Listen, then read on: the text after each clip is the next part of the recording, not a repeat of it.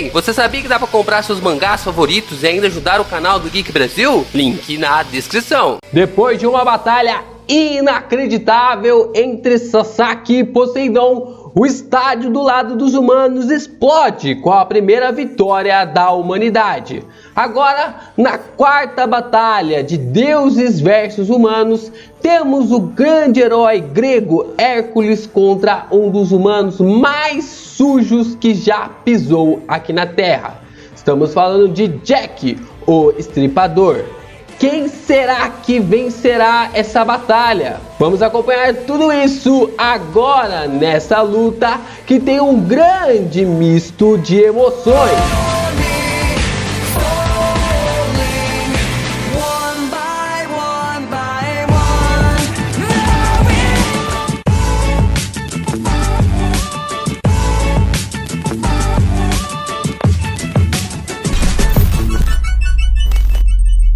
Yo, Geeks, aqui é o LP e você está no canal do Geek Brasil. Fiquem ligados porque esse vídeo contém spoilers do mangá de Shumatsu no Valkyrie. Sim, pessoal, vamos aqui analisar a batalha entre Hércules versus Jack Estripador.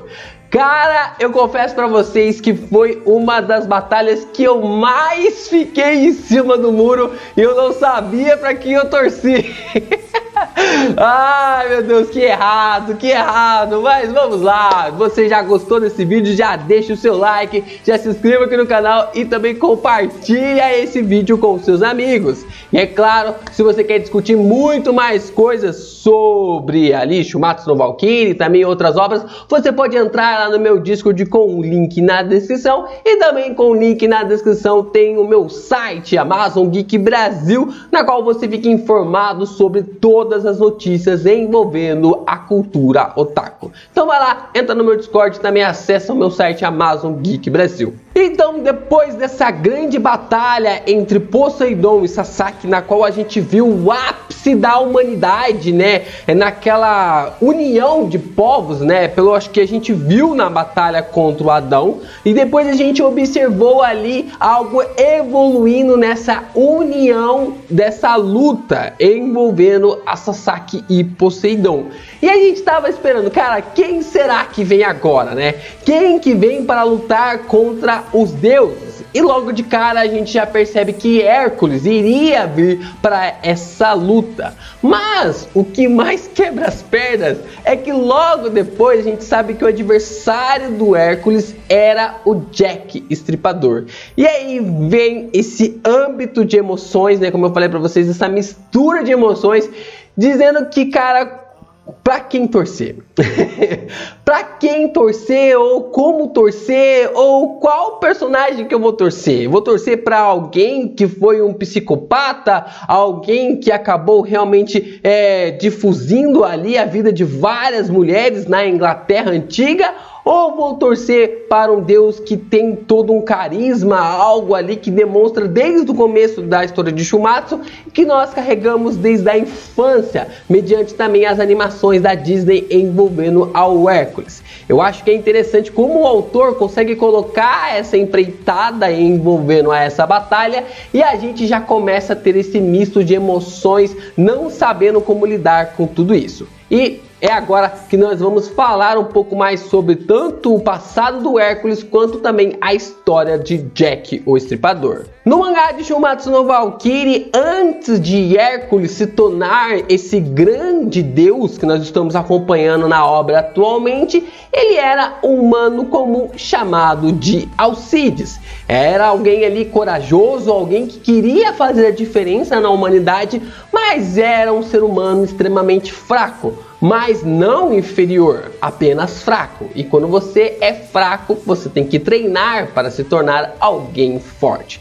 E conforme o tempo for passando, o Alcides estava treinando para conseguir evoluir o seu poder. E ali, 2000 anos atrás, enquanto o personagem estava treinando para conseguir ali lidar com toda a sua força, continuar sendo um personagem mais forte, os deuses acabam julgando a humanidade, como eles estão fazendo agora, e através das porcentagens da votação, eles declaram a humanidade como inocente. Eles acabam declarando a humanidade como um povo ali que estava realmente sendo inocente das suas atrocidades. Mas por todo esse tempo que os deuses estavam julgando a humanidade, foi a primeira vez que essa porcentagem foi um pouquinho maior do que o esperado. E ali, os deuses decidem dar uma punição através de alguns pedidos de deuses que estavam nessa reunião em Valhalla. Baseado em tudo isso, nós percebemos que há uma punição para uma cidade chamada de Tebas, e essa cidade é guardada por Ares. E o personagem é ele mesmo que decide causar a própria punição para aqueles cidadãos. E ali, Ares, o deus da guerra, acaba descendo ali para Tebas. Não é o Kratos, é o Ares, o deus da guerra. Ele acaba descendo até Tebas e acaba realmente ameaçando aquele povo. Enquanto aqueles cidadãos estão ali chorando porque a morte está sendo eminente, Alcides acaba chegando ali para confrontar Ares, e os dois ficam ali se encarando até que o Ares acaba menosprezando o personagem. Ele dá um empurrão, acaba afastando, faz uma proposta para o personagem por achar aquele garoto interessante. Você não se envolve com essa turma, eu vou matar todos eles aqui e você vai sair vivo, porque eu gostei de você, garoto. Aquilo que o Ares acaba dizendo para o Alcides. Só que não, ele acaba dizendo que ele não poderia viver com tamanha atrocidade em seu coração, e ele acaba bebendo a ambrósia. O que é a ambrósia? A ambrósia é como se fosse um líquido, um néctar dos deuses, e através de você ter um espírito inabalável, uma alma pura e um corpo preparado, esse líquido dos deuses acaba te dando um poder tão magnífico quanto um deus. É então que Ares e Alcides acabam lutando um contra o outro, até mesmo Alcides derrotando toda a guarda de Ares. Os dois acabam lutando bravamente, é quase como se fosse um empate técnico, e quando um ou outro iria ser derrotado, Zeus em pessoa acaba aparecendo ali, interrompendo a batalha. Zeus acha graça ali através da vida do Hércules e acaba poupando todo o povo de Tebas, e faz com que o personagem, acaba convidando o personagem a se juntar no meio dos deuses. E o personagem acaba dizendo, Alcides acaba dizendo que ele aceita se o Zeus prometer, olha só que interessante, se o Zeus prometer não destruir a humanidade novamente. E o Zeus acaba prometendo. É aí que eu acho interessante, né? Porque Shumatsu no Valkyrie tem uma pegada que eu até costumo brincar aqui, é uma brincadeira, como se fosse algo de Velozes e Furiosos. Porque são humanos versus deuses. Não tem meio que uma condição de humanos lutar contra deuses. Mas essa é a pegada de Shumatsu no Valkyrie, e a gente acaba realmente entrando nessa empreitada que a obra acaba propondo. A gente gosta, acaba se divertindo, porque é um anime, um mangá ali de porradaria, né? Um mangá de porradaria, e é isso que a obra oferece. Mas acaba pesando um pouquinho esse ponto na história de que Shumatsu no Valkyrie está começando a ir além de um mangá apenas de porradaria. Porque essa foi uma promessa que Zeus tinha feito para o Hércules, mas recentemente, atualmente no mangá, a gente percebeu que ele quebrou essa promessa para aquele garoto, para aquele deus. Então, quando ele quebra essa promessa, o Hércules aceita lutar através disso para mostrar, né, para ser ali mais um a mostrar que a humanidade merece sim ser poupada da sua forma, da sua maneira.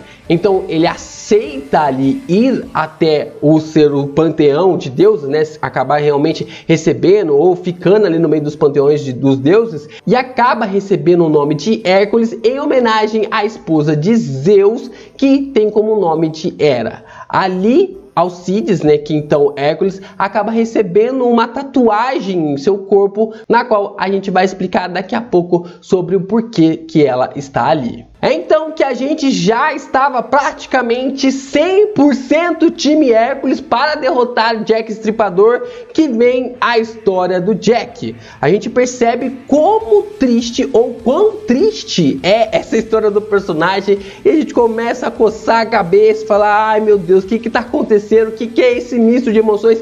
Por que eu tô torcendo para esse cara? Por que eu tô torcendo para esse cara, né? A história do Jack começa quando a gente percebe que ele era um garoto extremamente pobre.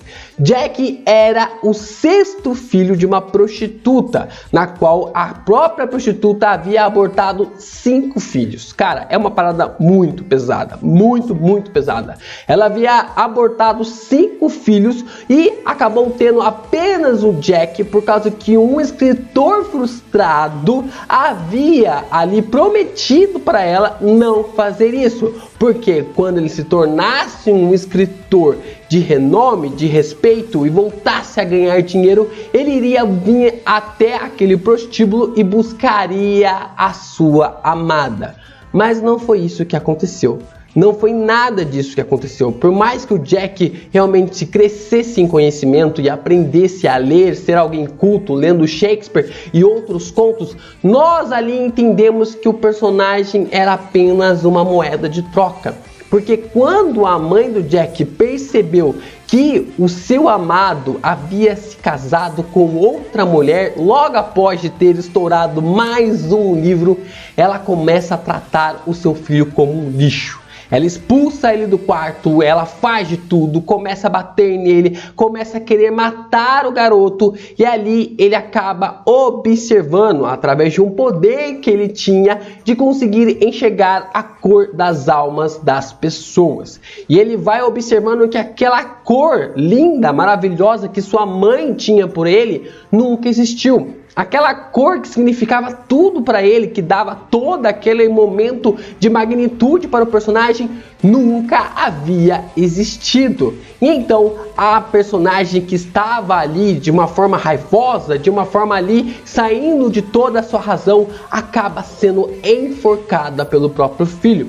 E então que o Jack acaba enxergando uma das cores mais maravilhosas na perspectiva dele. É ali que ele acaba estripando a primeira de suas vítimas.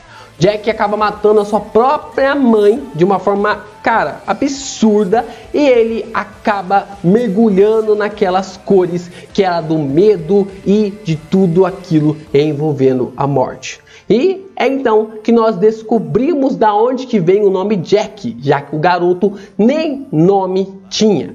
Observamos que o pai do menino se chamava Jack e ele vai atrás dele e acaba matando tanto o pai quanto também toda a família ali, que acabou tirando toda a esperança da mãe do Jack. E ali ele cresceu. Em 1888, em volta de toda a Londres da Inglaterra, ele acabou se tornando um dos maiores serial killers que nunca teve a sua identidade revelada. E como eu falei, a batalha começa e a gente fica com aquela luta de emoções. Para quem que eu torço? Eu torço para os deuses, né, sabendo que eles vão destruir a humanidade, mas nós estamos tratando de Hércules, que é aquele sentimento, né, nostálgico, aquilo tudo que a gente tem sobre o personagem trazido pela Disney ou também através de toda a mitologia de um herói grego. Ou eu torço para um cara totalmente escroto, alguém sujo que só trouxe perseguição, massacre para a humanidade, mas que ainda representa aquele fio de esperança que a humanidade tem? É uma pergunta bem interessante e a gente acaba observando que o autor brincou um pouco com os nossos sentimentos durante tanto o capítulo 20 até o final do capítulo 30. E é legal porque o autor da obra, né, de Shumatsu no Valkyrie, ele acaba pegando personagens icônicos, seres icônicos, humanos icônicos que acabaram passando por toda a humanidade e acaba questionando esse mesmo pensamento que eu acabei de falar para vocês. Ele pega Arthur Conan Doyle, que é o autor de Sherlock Holmes e também de Shakespeare, para poder filosofar em cima de todas essas questões. E em meio a uma Londres simulada, através de um pedido do próprio Jack, Hércules acaba aceitando começar a sua batalha contra aquele humano. E no começo da batalha a gente percebe que a força de Hércules e de Jack é totalmente desproporcional. A gente ali já começa a entender que, cara, não vai ter chance para o Jack envolvendo toda essa luta. Mas nós estávamos enganados, porque o Jack é um estrategista inacreditável.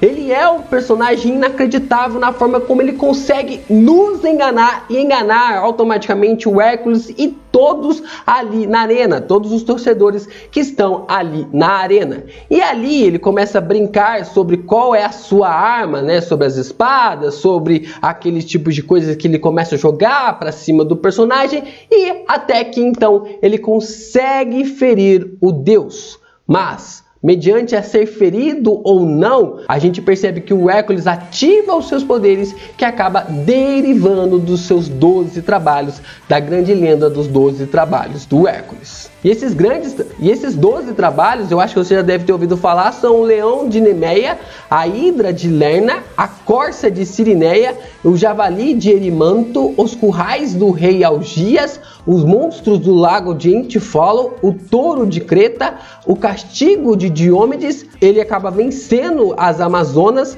o pomo de ouro e adestrar o Cérbero. Sim, até mesmo adestrar um cachorro de um deus, o Hércules já teve esse tipo de serviço. E ali, depois que o Hércules acaba ativando seus poderes, mais uma vez o personagem acaba caindo na armadilha de Jack, na qual ele achava que a arma ali sagrada do personagem era a sua pochete, era tipo uma bolsinha da qual os equipamentos saíam dali de dentro, mas não. O que era a arma do personagem era a sua luva. Tudo que ele acabava tocando se tornava em uma grande arma. Então ele pega o relógio ali de Big Ben e acaba jogando para cima do Hércules e o personagem acaba tendo um dos seus braços decepados. Isso custou muito caro para o Hércules, mas não afetou tanto o personagem assim, já que ele acabou realmente ativando o seu último modo, que envolve ao seu 12º trabalho, que é ali a sua forma de Cérbero. Mas existe um porém. Toda vez que o Hércules ativava um dos trabalhos, a sua tatuagem aumentava. E o Ares acaba nos explicando de que conforme o Hércules fosse usando os trabalhos, ali a sua tatuagem iria consumir todo o seu corpo. Mesmo sem um braço, a gente percebe que a vantagem do Hércules para cima do Jack é gritante, é gigantesca. Por mais que o Jack ali tivesse um coração repleto de trevas, o Hércules tinha um coração muito bondoso. E é nessa perspectiva que o personagem, mesmo não conseguindo enxergar as cores, olha só que sacada interessante do autor, mesmo o Hércules não conseguindo enxergar as cores, coisa que quem fazia era o Jack, era o Hércules que havia definido como estava o coração do Jack cheio de trevas. E ali o deus acaba dizendo para o Jack que ele iria salvar o personagem de todas aquelas trevas. Que por mais que a humanidade fosse algo totalmente invejosa, opressiva, desdenhosa, astuta, egoísta, orgulhosa, vingativa, injusta, sem fé, ressentida, depravada, ardilosa, preguiçosa, ressentida, gananciosa, rebelde, bajuladora, traiçoeira, luxuriosa, mesmo depois de todas essas classificações que nós sabemos que a humanidade é sim, ele, Hércules, ainda ama os humanos. E depois desse discurso maravilhoso do Hércules, o Jack acaba enxergando uma cor que ele nunca havia visto.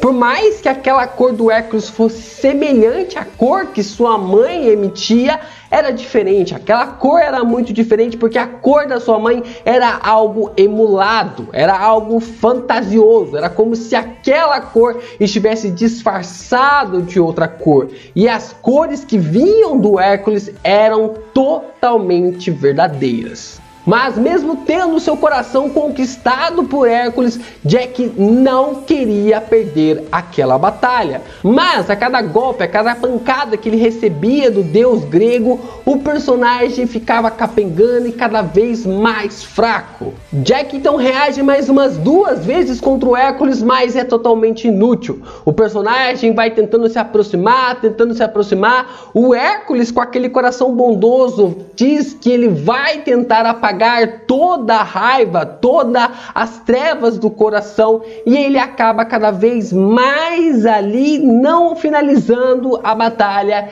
e o Jack finalmente se aproxima do Hércules e acaba atravessando os seus 2 braços no corpo, no peito do deus grego. A gente percebe de uma forma muito triste, muito inacreditável, como essa batalha havia mexido com um dos maiores serial killers que já passou pela humanidade. E a gente entende, depois toda essa luta, depois daquilo que o Hércules fez para o Jack durante todo esse aspecto, os dois acabam ali tendo meio que tipo assim, os braços do Jack atravessados no corpo do Hércules. E o deus grego, com todo aquele seu amor, acaba abraçando o personagem, perguntando para ele se a cor que ele enxergava dele havia mudado. E o personagem diz que não. Depois de tudo aquilo que ele acabou fazendo, a sua cor não havia mudado. E o Hércules acaba sendo desintegrado quando ele fala para o Jack que ainda o ama. Cara, que capítulo, velho! Foi fortes emoções do começo ao fim, ali desde o capítulo 20 até o capítulo 30, muitas emoções fortes. E cara, velho, é algo que a gente não espera, né? Como eu falei pra vocês, eu brinco de ser no Velozes e Furiosos, e essa batalha, inclusive, foi até a maior do mangá até agora. Demonstrou como os seres humanos podem ser tão piores que os deuses, né? E ao mesmo tempo como os deuses podem fazer as coisas para resgatar os seres humanos. E cara, que coisa inacreditável ver toda essa luta, e até mesmo a Brunhilde acaba chorando quando o Hércules é morto. Pela primeira vez a personagem acaba chorando pela morte de um deus, e até mesmo acaba ali mostrando no final que a personagem se importava com o Hércules. Bom, agora nós temos que ver as próximas batalhas e as próximas lutas envolvendo a Shumatsu no Valkyrie. Bom pessoal, espero que vocês tenham gostado desse vídeo. Deixem aí nos comentários o que vocês acharam dessa batalha. Muita coisa interessante sobre tudo o que possa ter acontecido em Shumatsu no Valkyrie. Realmente fiquei mexido com toda essa luta entre o Hércules e também o Jack. Foi uma coisa bem interessante de ver essa perspectiva do autor utilizar ali um contraponto envolvendo a deuses e humanos. Ele inverteu os papéis e acabou sendo algo bem interessante. E se você chegou até aqui, deixa a hashtag inversão de papéis pra gente poder discutir e conversar ainda mais, e eu saber que você está acompanhando os vídeos do canal do Geek Brasil. E além do mais, não sei se vocês acham legal, mas os capítulos e os mangás de Shumatsu no Valkyrie, eles são mensais. Só que eu tô gostando bastante de analisar ali os capítulos, né, desse jeito, dessa forma, de sagas, em batalhas, para trazer aqui. Só que podemos dizer assim que o mangá ele é mensal, então ele demora um pouco para sair. E o fato é que eu queria que vocês deixassem também nos comentários qual é a forma que vocês querem que eu acabe analisando. Vocês querem que eu traga mensalmente as análises dos capítulos também? Vocês querem que eu traga apenas análise de sagas, né, das batalhas, das lutas, igual eu estou fazendo? Já trouxe a luta do Lubu versus o Thor, já trouxe também a luta do Adão versus Zeus, também o último, a batalha do Sasaki versus Poseidon. Agora estou trazendo a batalha de Jack versus Hércules. E aí, o que vocês preferem? Ou vocês preferem que eu traga também análises ali dos capítulos e ao mesmo tempo traga também as análises de todas as batalhas, né? Luta por luta, capítulo por capítulo. Deixe aí nos comentários para eu saber mais como trabalhar com Shumatsu no Valkyrie. Isso é tudo, pessoal! Valeu!